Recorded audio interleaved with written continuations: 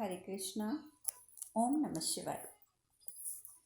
कल हमने कथा में बात करी थी कि महादेव ने किस प्रकार गणेश जी और ऋषि दधीची को अष्टांग योग के द्वितीय चरण नियम के उप नियमों के बारे में बताया कि उसके उप अंग कौन कौन से हैं, किस प्रकार से नियम के भी 5 उप अंग हैं जिन्हें माता पार्वती किस प्रकार से पार कर रही हैं।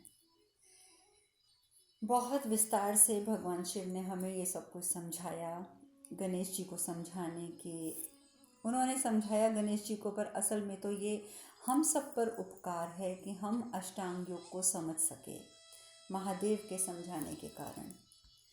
महादेव ने ये बातें करी। उधर जलंधर का भी मैंने आपको बताया कि किस प्रकार से वो पूरे तरीके से कोशिशों में लगा है कि युद्ध की तैयारी हो जाए। पूरे तरीके से युद्ध की तैयारी मैं कर लूँ ताकि देवताओं को एक ही बार में पराजित करके अपनी माता के हत्या का बदला ले सकूं। उधर महादेव माता पार्वती से कहते हैं कि तुम्हारा अगला चरण आरंभ हो रहा है। उसको अपने सामने बिठाते हैं माता पार्वती को और उन्हें कहते हैं कि एक जगह पर अपना ध्यान केंद्रित करो। और माता पार्वती बोलती हैं, कहाँ गुरुजी? तो महादेव कहते हैं, मेरे नेत्रों में। और मेरे नेत्रों के अतिरिक्त तुम्हें कुछ भी दिखाई नहीं देना चाहिए। तुम सब कुछ भूल जाओ, अपने सारे दुख, सारी चिंताएं, सारे सुख, सब कुछ भूल जाओ। सिर्फ और सिर्फ मेरे नेत्र, इसके सिवा और कुछ नहीं, और कुछ नहीं। माता पार्वती ध्यान केंद्रित करती हैं। शिव जी आदेश देते हैं और ज़्यादा तीव्र ध्यान केंद्रित करो कन्या। माता पार्वती पूरे तरीके से उनकी नेत्रों में ध्यान केंद्रित करके ध्यान में गुम हो जाती हैं। और जैसे ही वो ध्यान में जाती हैं, उन्हें सबसे पहले फिर सती नज़र आती हैं। वही सती की बातें। अब तो इस बार तो माता पार्वती को ये भी ध्यान आता है कि सती माता जो भी, क्योंकि वो सती माता को नहीं पहचानती कि ये मैं ही हूँ। वो ये देखती हैं कि सती माता का महादेव के साथ झगड़ा हो रहा है। महादेव क्या, महादेव के रूप में तो माता पार्वती को धुंधली सी छवि नज़र आती है उसी साधु की जो कभी कभी माता पार्वती से बातें करने आते हैं। तो वो देखती हैं कि किस प्रकार से एक स्त्री है, यानी कि देवी सती जो है, वो उस साधु से झगड़ा कर रही हैं कि आप मेरे परिवार के बारे में कुछ मत बोलिए। आप नहीं जानते हैं कि मेरे परिवार में मेरे पिता की मेरी नज़र में कितनी इज्जत है। मेरे पिता दिल के बुरे नहीं हैं, आपने तो उनके लिए गलत धारणा बना ली है। ये वो जो जो बातें माता सती ने कही थी, वो सब बातें उनको नज़र आने लग जाती हैं। फिर उनको ये भी नज़र आता है कि वो अपने पति से झगड़ा करके यज्ञ में गई हैं। वो स्त्री किसी यज्ञ में गई है और यज्ञ में वो जाने लगी है और उनके पति जो हैं वो रोक रहे हैं कि यज्ञ में तुम मत जाओ, सती कुछ अनिष्ट हो जाएगा। और आगे से सती बोलती हैं कि मैं अपने पिता के घर जा रही हूँ और पिता के घर जाने से किस कन्या का आज तक अनिष्ट हुआ है। और फिर भी अगर आपने मन में ये धारणा बना ली है कि अनिष्ट होगा, तो हम आपको सौगंध देते हैं कि आप अनिष्ट होने से पहले मत आइएगा। आपको अगर आना भी हुआ तो आप अनिष्ट होने के बाद आइएगा। और महादेव क्रोध कह लो या दुख कह लो, कह देते हैं, सती ये तुमने क्या किया, ये तुमने क्या सौगंध दे दी। ये सब चीज़ें माता पार्वती को नज़र आता है कि वो स्त्री ने किस प्रकार अपने पति को सौगंध दी है। और फिर वो किस प्रकार यज्ञ के स्थल पर पहुंची हैं और बाहर ऋषि दधीची मिले हैं उन्हें। और दधीची ऋषि भी उन्हें रोक रहे हैं कि देवी माता आप अंदर मत जाइए, क्योंकि अंदर जो चल रहा है वो सिर्फ एक षड्यंत्र चल रहा है महादेव को अपमानित करने का। तब भी वो नहीं सुनती हैं वो स्त्री, यानी कि देवी सती। वो अंदर भी चली जाती हैं। अंदर जाके दक्ष द्वारा बहुत भयंकर रूप से अपमान किया जाता है। यहाँ तक कि जब वो ये कहती हैं कि पिताजी मैं तो बिना निमंत्रण के भी देखो आ गई, तो आप जानते हैं, आप लोगों को याद होगा कि यक्ष दक्ष ने क्या कहा था।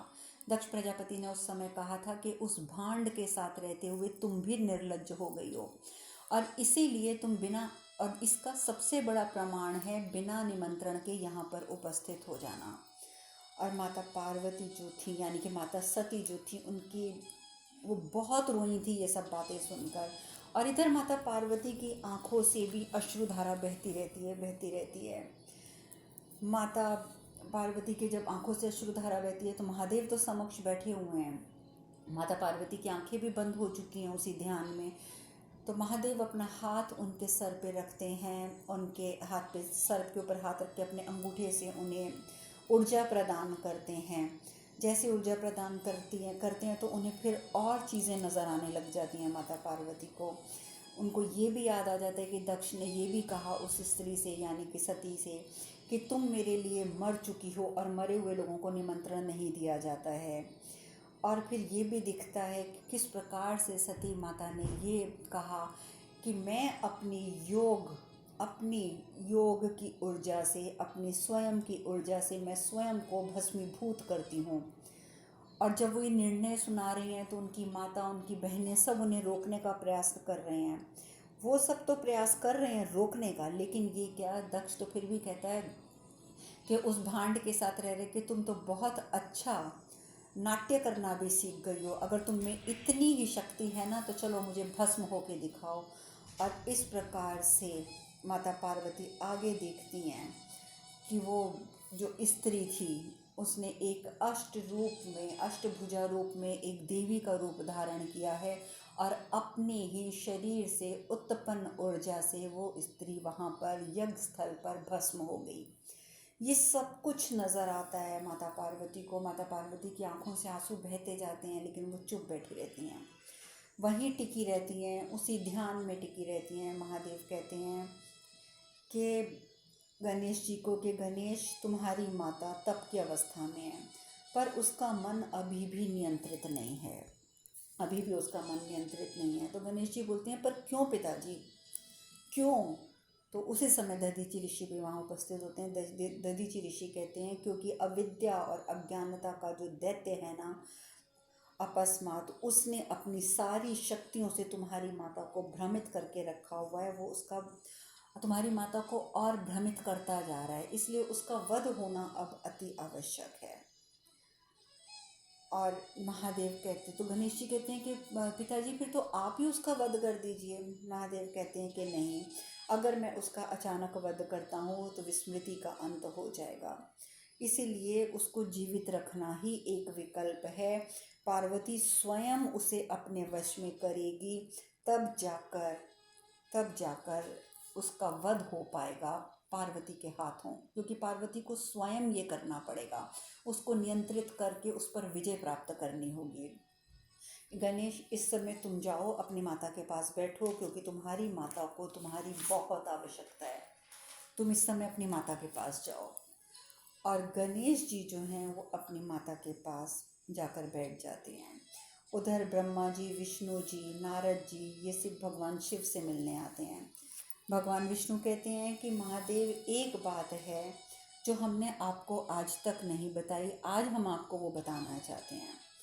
तो महादेव मुस्कुराने लग जाते हैं। महादेव कहते हैं, हाँ मैं जानता हूँ, आप मुझसे इस समय जलंधर की बात करने आए हैं। सब हैरान हो जाते हैं, ब्रह्मा जी भी, विष्णु जी भी, कि आप जानते हैं जलंधर के बारे में।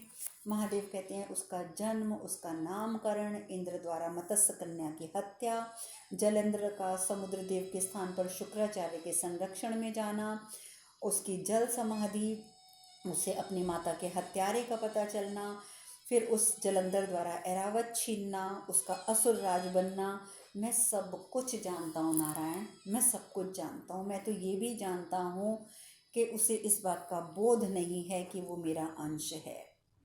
नारद मुनि भी हैरान हो जाते हैं। नारद मुनि कहते हैं, धन्य हैं आप प्रभु, धन्य हैं कि आप अपनी निजी समस्याओं में उलझे हुए थे, आप माता की वजह से कितने चिंतित हैं, पर उसके बाद भी संसार की समस्त घटनाओं का ध्यान आपसे छुपा हुआ नहीं है। ब्रह्मा जी कहते हैं कि जब आप ये सब कुछ जानते ही हैं तो अब तक आपने कुछ किया क्यों नहीं? अगर आप सब कुछ जानते हैं जलंधर के बारे में तो अब तक आप शांत क्यों हैं, आपने कुछ किया क्यों नहीं? तो महादेव कहते हैं, मैंने इसलिए नहीं किया क्योंकि जलंधर ने अभी तक ऐसा कुछ भी नहीं किया जो मेरी दृष्टि में अधर्म हो, और जब उसने अधर्म किया ही नहीं तो मैं उसके बारे में क्या कुछ करूं? और इंद्र से प्रतिशोध लेकर तो वो इंद्र को उसके सभी दुष्कर्मों का दंड देगा, तो इसमें वो क्या गलत कर रहा है? महादेव की ये बात इंद्रदेव भी सुनते हैं। इंद्रदेव तो सुनकर और परेशान हो जाते हैं कि अरे ये क्या, महादेव तो जलंधर का पक्ष ले रहे हैं। कमाल की बात है, मेरे अच्छे कर्मों का क्या, मैंने जो आज तक अच्छे कर्म करे उसकी तो कोई गिनती ही नहीं, और ज़रा सा मैंने गलत कर्म क्या कर दिया कि महादेव भी कह रहे हैं कि जलंधर तो मुझे दंड देगा। कौन कहते हैं कि महादेव जो हैं वो पक्षपात नहीं करते हैं, बहुत पक्षपात करते हैं वो तो। उधर नारद मुनि कहते हैं कि प्रभु, परंतु जलंधर तो देवताओं से युद्ध की योजना बना चुका है, वो तो सेना एकत्र कर चुका है, परंतु अगर अभी भी आपने हस्तक्षेप नहीं किया तो सही नहीं होगा। तो महादेव कहते हैं, देवर्षि, जैसा कि नारायण ने कहा कि उचित समय आने पर हस्तक्षेप मैं अवश्य करूँगा, और मैं तुम्हें भी वही बात कहता हूँ कि वाकई जब उचित समय आएगा तो मैं हस्तक्षेप करूँगा, इसलिए आपको चिंतित होने की ज़रूरत नहीं है। किंतु जलंधर मेरा ही अंश है, इसलिए मैं उसका अकेले अंत नहीं कर सकता, और मुझे इसके लिए पार्वती की स्मृतिहीनता से मुक्त होने का इंतज़ार करना पड़ेगा, प्रतीक्षा करनी पड़ेगी, और मैं उसी के प्रयास में लगा भी हुआ हूँ। और देखो, जब तक अष्टांग योग का 6 चरण पूर्ण नहीं हो जाते, अभी तो 2 चरण पूर्ण हुए, अभी तो 6 चरण और रहते हैं, जब तक वो पूर्ण नहीं हो जाते तब तक हमें धैर्य रखना होगा, हमें इस बात के लिए धैर्य रखना होगा। और जैसे ही उचित समय आएगा मैं स्वयं जलंधर के लिए कुछ न कुछ अवश्य करूँगा। ब्रह्मा जी, विष्णु जी, नारद जी सब निश्चिंत होकर वहाँ से प्रस्थान करते हैं। उधर शुक्राचार्य वो जलंधर से मिलते हैं। वो कहते हैं, जलंधर, तुम देवताओं से युद्ध हेतु तो तत्पर हो, किंतु मैं तुम्हें एक बात की तरफ ध्यान दिलाना चाहता हूँ कि तुम्हारी सुरक्षा असुरों के भविष्य के लिए बहुत आवश्यक है, बहुत आवश्यक है। और तुम्हारी सुरक्षा का एकमात्र उपाय है, वो है तुम्हारा विवाह, क्योंकि इसकी अनुभूति मुझे ध्यानावस्था में हो चुकी है। क्योंकि मैं जो ध्यान में देख चुका हूँ वो मैं ये देख चुका हूँ कि तुम एक ऐसी स्त्री से विवाह करोगे जो बहुत ही पवित्र होगी, और जो तुम्हें बहुत प्रेम करेगी, और उसकी श्रद्धा, उसकी पवित्रता, उसका समर्पण तुम्हारे लिए सुरक्षा कवच का काम करेगा। जलंधर ये बात सुनता है तो जलंधर कहता है कि विवाह और मेरे जीवन में विवाह का कोई स्थान नहीं है आचार्य, मेरे जीवन में कोई स्थान नहीं है। आप सुरक्षा पर चिंतन करना चाहते हैं और मैं आक्रमण पर। देखिए, हम दोनों में फ़र्क है। आप मेरी सुरक्षा के बारे में चिंतित हैं और मैं आक्रमण के लेकर चिंतित हूँ कि मुझे किस प्रकार से आक्रमण करना है, क्योंकि आक्रमण ही मेरा सबसे अच्छा और सबसे मजबूत सुरक्षा कवच है मेरी नज़र में, मेरी नज़र में। अभी वो ये सब वार्तालाप चल ही रही होती है कि ऋषि ध्वस्ता, आपको याद होगा त्रिशला का वध, जिसका वध इंद्र ने किया था, जो ब्रह्मदेव की तपस्या कर रहा था, उसके पिता यानी कि ऋषि ध्वस्ता और असुर श्रेष्ठ काल नेमी वहाँ पर उपस्थित हो जाते हैं। तो शुक्राचार्य बहुत हैरान होते हैं उन्हें देख के। वो कहते हैं, आप दोनों हमारे यहाँ, आप लोगों का आना हमारे लिए बहुत सौभाग्य की बात है।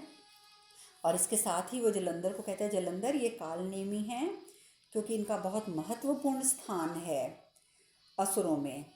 और ये ऋषि ध्वष्टा, जैसे वो ये बोलते हैं तो ऋषि ध्वष्टा खुद ही बोल पड़ते हैं, कहते हैं परिचय की आवश्यकता नहीं है आचार्य, परिचय की कोई आवश्यकता नहीं है, क्योंकि असुर राज जानते हैं कि हम कौन हैं, क्योंकि उन्होंने ही हमें आमंत्रित किया है और हम उनकी सहायता करने के लिए देवताओं से युद्ध करने हेतु हम तत्पर हैं, और इसीलिए हम यहाँ उपस्थित हुए हैं। शुक्राचार्य बहुत हैरान होते हैं, क्योंकि वो तो ये सोचते हैं कि जलंधर ऋषि त्वष्टा को जानता ही नहीं है और महाराज कालनेमी जो हैं उनको वो जानता ही नहीं है। पर ये क्या, वो तो उल्टा ये बताते हैं कि जलंधर ने ही उन्हें यहाँ पर बुलाया है। जलंधर कहता है, ऋषि त्वष्टा, हम दोनों का दुख एक ही है। मेरी माँ की हत्या और आपके पुत्र त्रिशला की हत्या, ये दोनों हत्याएं करने वाला एक ही है, इंद्र। एक ही देवता है, इंद्र। मैंने आपको आपके दूसरे पुत्र के लिए आमंत्रित किया है। तो वो थोड़ा हैरान हो जाता है, कहता है मेरा दूसरा पुत्र कौन? जलंधर कहता है देखिए, मैं सारी दुनिया के बारे में खबर रखता हूँ। मैं जानता हूँ कि आपका दूसरा पुत्र कौन है, और मैं ये भी जानता हूँ कि आपका दूसरा पुत्र जीवित भी है, और मैं ये भी जानता हूँ कि वो इस समय एक दुर्ग में सुरक्षित छिपा हुआ है। तो जाइए, जाकर उसे संदेश दीजिए कि प्रतिशोध लेने का समय आ गया है। उसे अपने भाई का प्रतिशोध लेना है, उसे अपने भाई की हत्या का प्रतिशोध लेना है। और आप उसके पास जाइए और उसे कहिए कि वो मुझसे मिले। और साथ ही साथ जलंधर मन में सोचता है कि अब वृतासुर के आवाहन का समय आ गया है।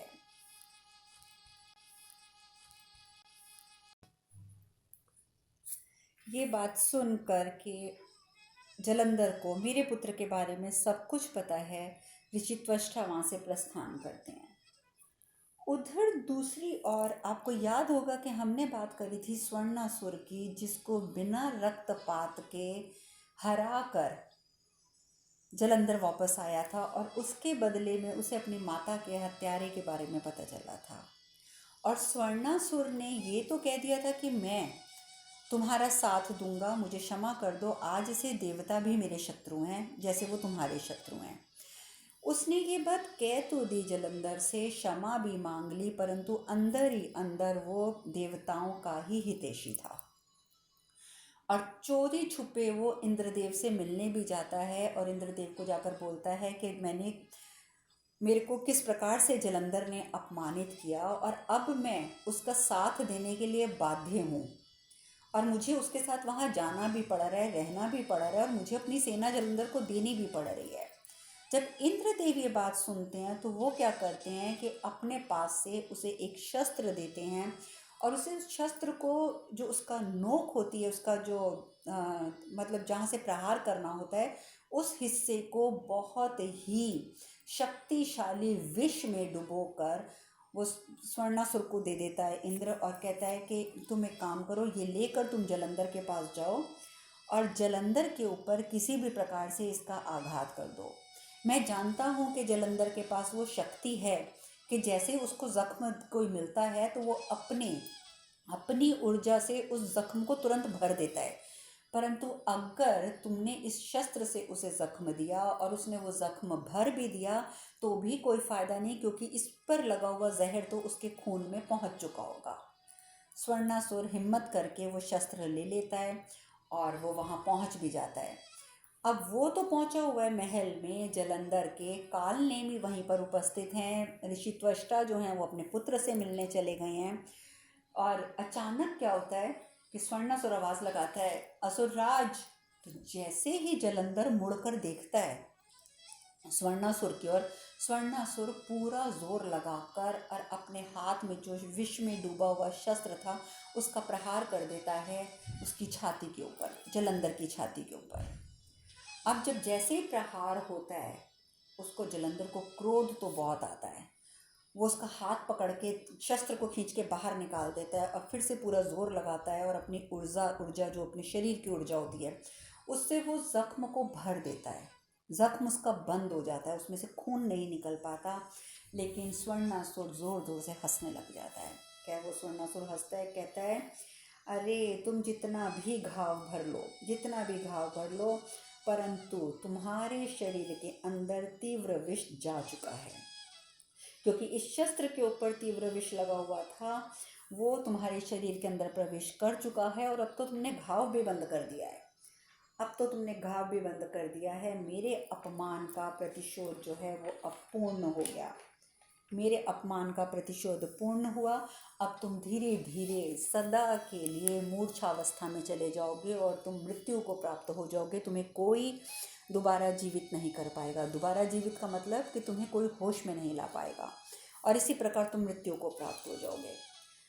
जलंधर जब ये बातें सुनता है तो इसे इतना क्रोध आता है कि वो गला दबा देता है उसका अपने हाथों से स्वर्णासुर का, और उसका वध कर देता है। वध तो कर देता है, लेकिन जहर तो उसके शरीर में पहुंच चुका है। अब जहर का असर हो जाता है, उसकी आंखें बंद होने लग जाती हैं। वो तुरंत अपने एक सैनिक से खंजर लेता है और वो सोचता है कि खंजर से मैं अपना दोबारा वहीं पे जख्म करके उस विष को बाहर निकालूं, जैसे ही वो खंजर से विष को निकालने लगता है कि किसी का हाथ आता है और उसको पकड़ लेता है। तो हैरान हो जाता है, देखता है कि एक स्त्री ने जलंधर का हाथ पकड़ लिया है। स्त्री ने जलंधर का हाथ पकड़ लिया है। तो जलंधर जो होता है उसको बड़ा गुस्सा चढ़ता है, कहता है कौन हो तुम, कौन हो तुम। तो कन्या कहती है मैं कालनेमी की पुत्री वृंदा हूँ और मैं ही वैद्य हूँ। आपकी इच्छा मन में यही थी ना कि वैद्य को बुलाया जाए, तो मैं आ गई हूँ, मैं ही वैद्य हूँ और आपकी रक्षा करना मेरा दायित्व है। तो जब तक वो ये सब बातें करती हैं तब तक जो है असुर राज के ऊपर यानी जलंधर के ऊपर विष का असर हो जाता है और वो लगभग मूर्छित हो जाता है। वो तो मूर्छित हो जाता है। उधर दूसरी ओर त्वष्टा जो है वो वृतासुर के पास जाकर वृतासुर को जगाता है और उसको सब बताता है कि तुम चलो, तुम जलंधर का साथ दो, जलंधर के साथ तुम युद्ध में शामिल हो जाओ, तुम्हारे भाई का प्रतिशोध भी तो तुमने लेना है। सब कुछ बताता है कि किस प्रकार इंद्र ने हत्या करी तुम्हारे भाई की। तो पहले तो वृतासुर अड़ जाता है, कहता है कि मैं जलंधर का साथ क्यों दूँ, मेरे भाई का वध इंद्र ने किया है तो इंद्र से मैं स्वयं बदला ले सकता हूँ, मुझे किसी की सहायता की आवश्यकता नहीं है। पर त्वष्टा उन्हें बहुत समझाते हैं। उधर दूसरी ओर जब जलंधर जो है वो मूर्छित हो जाता है तो जलंधर को उठाकर कालनेमी जो होते हैं, राजा कालनेमी, वो अपने महल में ले आते हैं और वहाँ पर लाकर उसका जलंधर का उपचार शुरू कर दिया जाता है। जब उसका उपचार शुरू होता है, एक आध दिन में उसकी मूर्छा टूट जाती है, तो तभी शुक्राचार्य जी आते हैं। शुक्राचार्य जी आते हैं तो जैसे शुक्राचार्य जी आते हैं तो जलंधर प्रणाम करके सबसे पहले कहता है कि आचार्य मुझे समझ नहीं आ रहा कि मैंने ऐसी मूर्खता कैसे कर दी, मैंने इतनी बड़ी मूर्खता कैसे कर दी कि किसी ने मुझ पर आघात कर दिया और मैं उस पर इतना विश्वास करके खड़ा था कि मेरा ध्यान ही उस ओर नहीं गया कि मुझे विश्वासघात भी कर सकता है। शुक्राचार्य जी कहते हैं देखो जलंधर, मैंने तुमसे पहले भी कहा था कि पवित्रता की शक्ति ही सिर्फ तुम्हारा सुरक्षा कवच बन सकती है और युद्ध से पूर्व तुम्हारा विवाह अनिवार्य है और इस बात को तुम्हें अब स्वीकार कर लेना चाहिए। जलंधर कहते हैं नहीं आचार्य नहीं, मैं अपने संघर्ष में जटिलता नहीं बढ़ाना चाहता, मैं अकेला ही ठीक हूँ, मैं अकेले ही सब संभाल लूँगा। गुरु शुक्राचार्य कहते हैं हम गुरु हैं तुम्हारे, हम गुरु हैं और अगर हम तुम्हें कोई सुझाव दे रहे हैं तो अवश्य उसका कोई ना कोई बहुत बड़ा कारण होगा, इसलिए मैं तुम्हें आदेश देता हूँ जलंधर कि पहले तुम्हारा विवाह, उसके बाद युद्ध। तो जलंधर कहता है पर आचार्य मैं तो किसी कन्या को भी नहीं जानता, मैं किससे विवाह करूँगा। तो गुरु शुक्राचार्य कहते हैं तुम्हें चिंता करने की आवश्यकता नहीं है, हमने कन्या देख ली है और हमने पसंद कर ली है और हम ये भी जानते हैं कि तुम भी उसे पसंद कर लोगे। अब तुम बस शीघ्र ठीक हो जाओ और तुम्हारे ठीक होते ही ये विवाह अब होगा, क्योंकि तुम्हारा विवाह किए बिना मैं तुम्हें किसी भी हालत में युद्ध नहीं करने दूंगा। और यहाँ पर मैं आपको बताना चाहूँगी कि आचार्य शुक्राचार्य की जो बात थी कि हमने कन्या देख ली है, उनका जो इशारा था, उनका जो संकेत था, वो संकेत था वृंदा की ओर। और अगर आप लोगों को ज्ञात होगा तो हम भागवत कथा में भी जालंधर और वृंदा की कथा सुन चुके हैं। और ये कथा तो वृंदा आप जानते हैं कि जो बाद में तुलसी माता के रूप में परिवर्तित हो गई थी, तुलसी का पौधा बनी थी, तुलसी को ही वृंदा कहा जाता है। तो ये वृंदा की वही वृंदा है ये जिसकी कथा हमने भागवत कथा में पढ़ी थी और यही कथा हम यहाँ पर दोबारा सुन रहे हैं। बस फ़र्क इतना है कि ये इसमें मैंने आपको बताया है कि जलंधर महादेव का अंश था, तो इसलिए इस कथा को मैं यहाँ पर आपको विस्तार पूर्वक बता रही हूँ। तो ये पर मैं इतना क्लियर कर दिया कि ये वही जलंधर है जिसकी धर्म पत्नी वृंदा यानी कि तुलसी देवी हैं। तो अब कथा में आगे क्या होता है ये चर्चा हम कल करेंगे। आज हम यहीं विश्राम लेते हैं। हरे कृष्ण कृष्ण कृष्ण हरे हरे, हरे राम राम राम हरे हरे। आप सब खुश रहें, सुखी रहें, स्वस्थ रहें। हरे कृष्णा। ओम नमः शिवाय, ओम नमः शिवाय, ओम नमः शिवाय, ओम नमः।